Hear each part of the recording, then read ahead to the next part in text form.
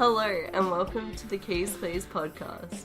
A podcast about the perks and perils of first home buying. I'm Maddy, a psychology student and compulsive planner. And I'm Tom, a maths student and definitely not a compulsive planner.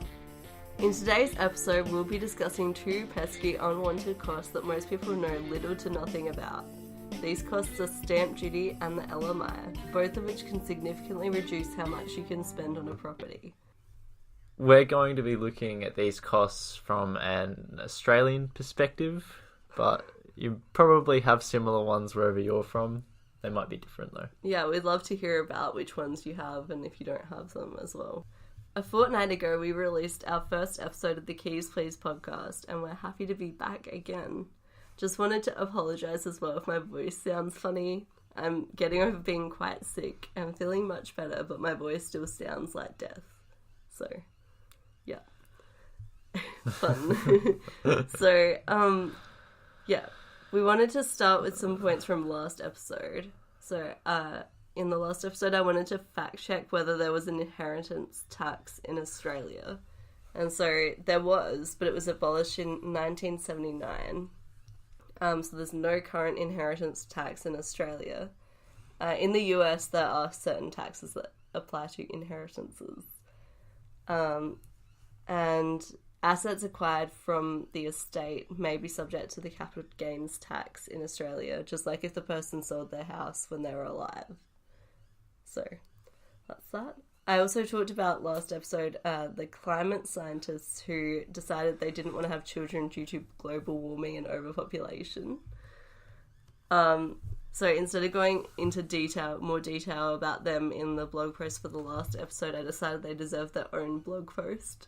So I'm going to be uploading that this Monday, should be. So, and it won't just be about the climate scientists, but also just overpopulation and climate change in general. Also, when I was listening back to the first episode, I realised that Tom's voice is coming out really quiet, so we've kind of adjusted where the mic is, so hopefully that comes out better on the recording. Hopefully we don't over-adjust. Yeah, especially because I'm sick, so hopefully I'm not the one that is now really quiet, so we'll see. We'll keep flicking it back and forth, eventually we'll find a happy medium. Yeah, exactly. Yeah. Trial and error. If you're listening to this episode, you probably know how to access our podcast. But we just wanted to mention the additional places you can access the pod. These include iTunes, Stitcher, Podbean, Spotify, and YouTube. If you know of any additional platforms for podcasts that people use, we'd love to hear them. You can let us know by emailing your suggestions to thekeys.pleasepod@outlook.com or contacting us via our website, thekeys.pleasepod.com. So, firstly, we're going to start off by talking about stamp duty. So, do you know what stamp duty is, Tom? A little bit. A little bit. What do you know? My knowledge of stamp duty is that when you buy a place, you have to pay stamp duty on it, which... Yeah. I don't know if it's a fixed fee or if it's dependent on how much the property costs. So I did some research and stamp duty is designed to cover the cost of legal documents for the transaction. The more expensive the property, the higher the stamp duty is, and it also differs from state to state in Australia. For example, in New South Wales and Victoria, stamp duty is lessened. I'm not sure if it's cut out completely. I think, hang on.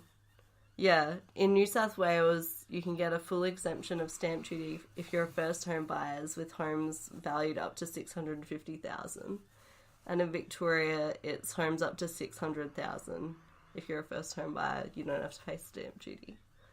So, but in Adelaide, love Adelaide, you have to pay stamp duty. So, probably those New South Wales and Victorian people trying to make up for the fact their house is so expensive already. Yeah, well, that's what I was thinking, like, imagine being a first home buyer, buying in Sydney, and being able to find a house for $650,000. Like, that is an achievement, or less than. Yeah, that's a good point. So, but it also includes country areas, so, Good for the country peeps.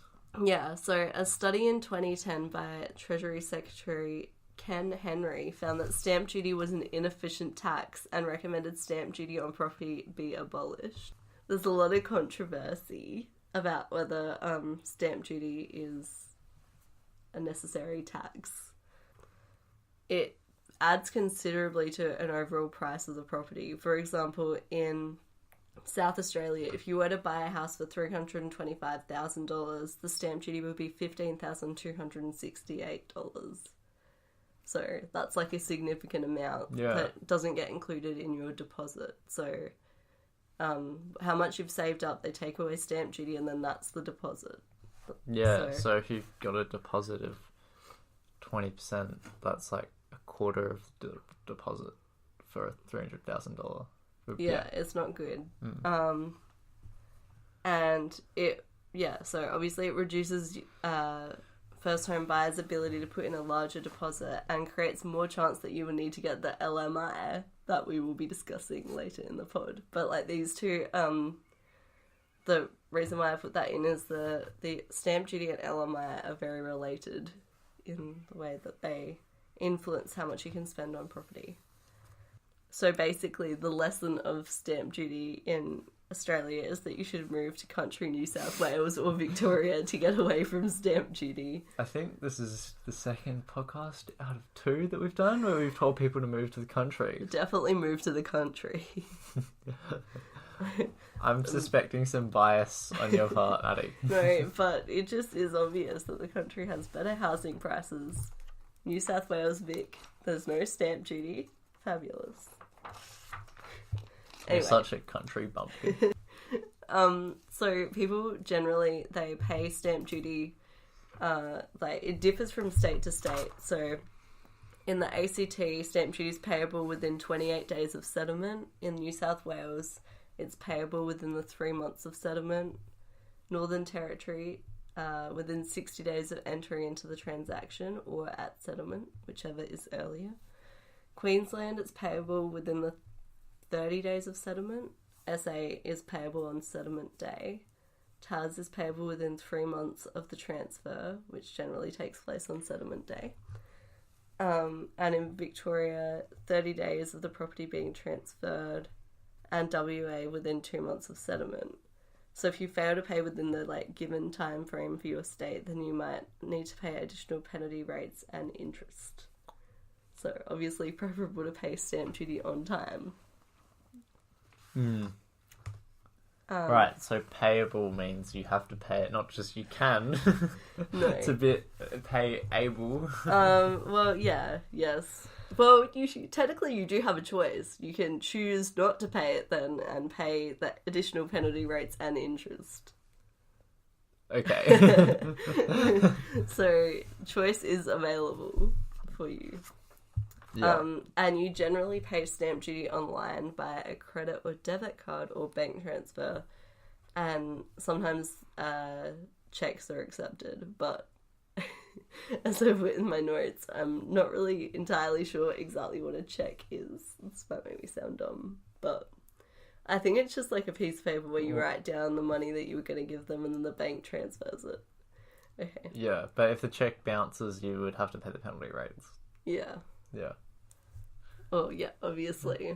But, I don't know. I don't have a checkbook. Do you have a checkbook? No, I don't. I feel like people used to have checkbooks a lot. Maybe. My mum still has a checkbook. Oh, okay. That's cool. Yeah. I think. Well, she did when I was younger. I assume she still has it. But yeah, they don't really... Yeah. I saw a story about a guy who was for his 18th birthday, given a bunch of money by his parents. And then just because he was given this money, he decided to write fake checks, which he told his friend, to give to his friends. And he told them that, oh, you can't actually use this. This is just because I have all this money. It's so much fun. Oh, yeah. And they all checked them. Yeah. So... Yeah, I heard about this as well. Yeah. Kind of. And then, yeah, I don't know how. Because he wrote more checks than he actually had money. Yeah. I don't know. That guy sounds a bit silly. Also, weird relationship with your friends that you are giving them money, giving them checks, fake stuff. Well, but it's not fake. Yeah, don't do that. So use checks with caution. Well, it's not even with caution. It's just like, don't be stupid. Yeah, don't hand people agreements that you're going to give them money and then you can't. And then tell them, oh, you can't use this. Yeah. Yeah. So, getting back to stamp duty, it's invested into the economy by the state and territory governments which collect it. So that's what it's used for. It's basically just like another tax to help the state and territory governments, which is good, I guess. So I found an article that is kind of like devil's advocate, and it explains why stamp duty is good for us, which is interesting. Basically, they pointed out that it stops people from just buying houses, waiting till the housing price rises, and then sell them. Yeah, okay. So it's like flipping houses. Stops people doing that so much. So it stops people treating houses like the stock market. Yeah. In terms of just buying and selling. Okay, yeah, I get that. At the same time, though, it restricts movement of, like, you're less likely to move house if it costs a bit of money. Yeah, well, that's the good thing, kind of, that they were saying. It was kind of good that people weren't just... Like, people have to really think about moving house instead of just selling and, like, doing that. Yeah. I don't know. They said that was good. Yeah, I mean... They said it acts as an automatic stabilizer for the economy, I think in quotes.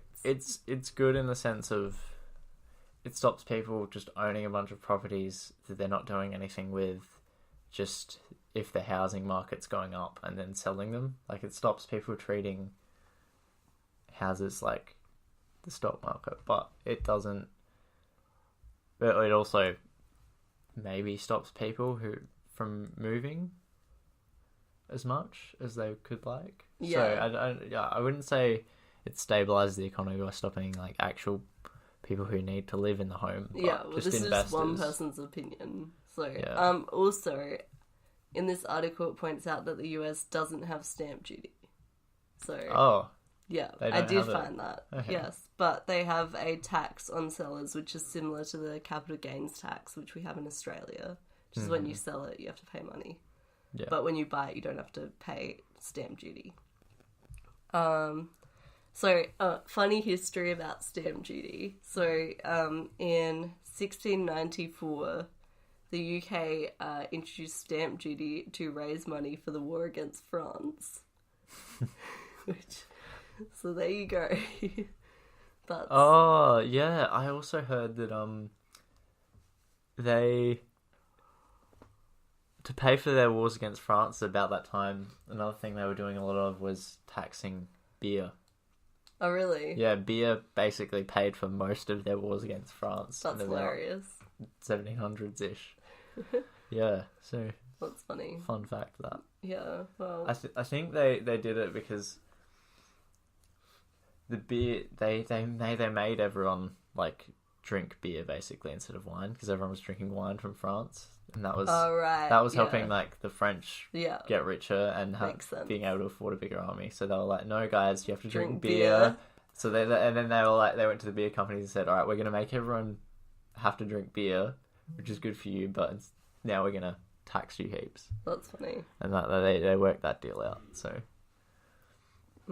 beer paid for their wars. It's a very patriotic and thing. And stamp duty. Yeah, and that's why to this day, Englishmen drink beer very patriotically. All right. Yeah. I didn't know that. There you go. The more you know. So, after the beer tangent, we're going to move on to LMI, which LMI stands for Lender's Mortgage Insurance. Good, because I didn't know this whole time. Finally. Did you actually not know? No, you hadn't told me.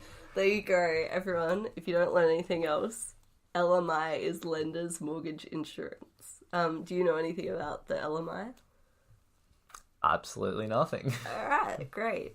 So, basically, again, I did some research on the LMI. I kind of knew what it was from reading about property and stuff like that. I think it was in the Barefoot Investor. And I go on realestate.com a lot, so I